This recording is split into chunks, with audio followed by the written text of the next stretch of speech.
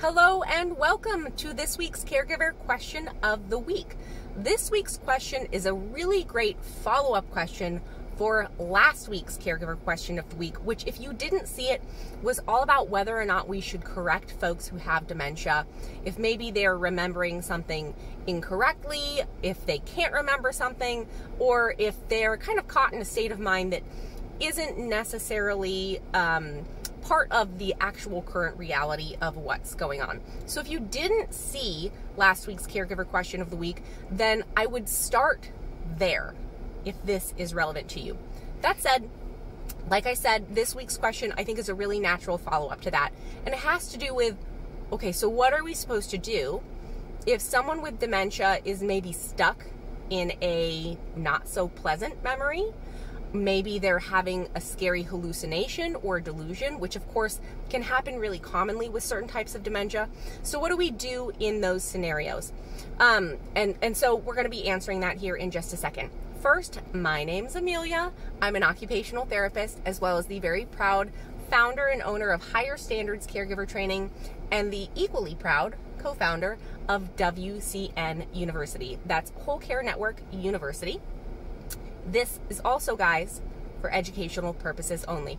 So if anything that I say reminds you of someone or something that you think needs to be seen by a licensed healthcare provider, then please make sure you are reaching out either to your provider or that person's actual provider to get the help that is required, because this is not a substitute for health or medical advice, and it is not a substitute for a therapeutic relationship.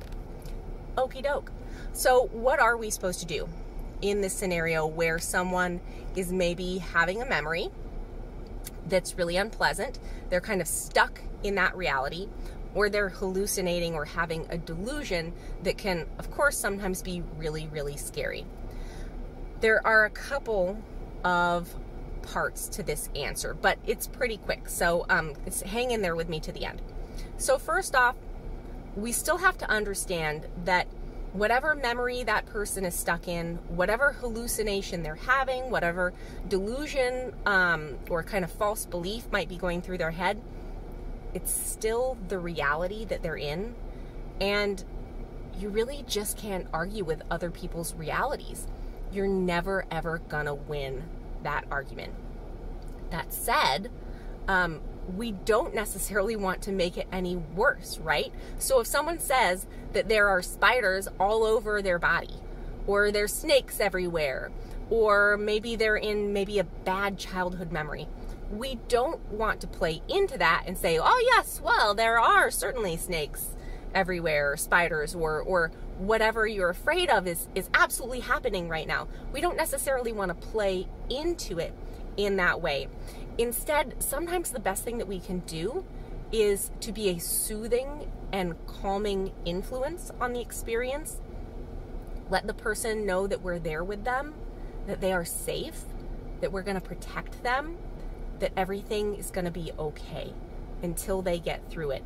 Because when we try to argue with that reality, it can often heighten the anxiety or the negative emotions that that person is feeling, because, you know, having your reality argued with is just, you know, you can't really do it.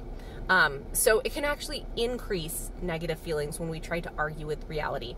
And we also don't want to enhance that negative experience. So really, sometimes the best thing that we can do is to maybe sit with that person, be calm, be an empathetic support person who's there with them, and just let them know that they are safe, that we're there with them, that we're going to protect them and make sure that everything is okay until they get through it.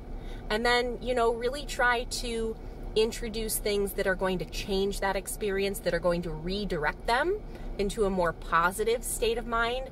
Maybe that's with some music, maybe that's with an activity, maybe that's with something that you know is soothing to that person that they really enjoy. So we're not arguing with them.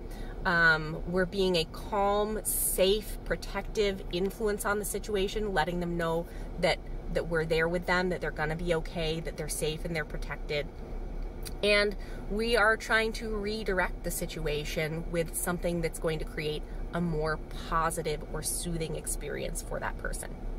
Okay, so that is it for this week's Caregiver Question of the Week. If you have a question, please don't hesitate to submit it.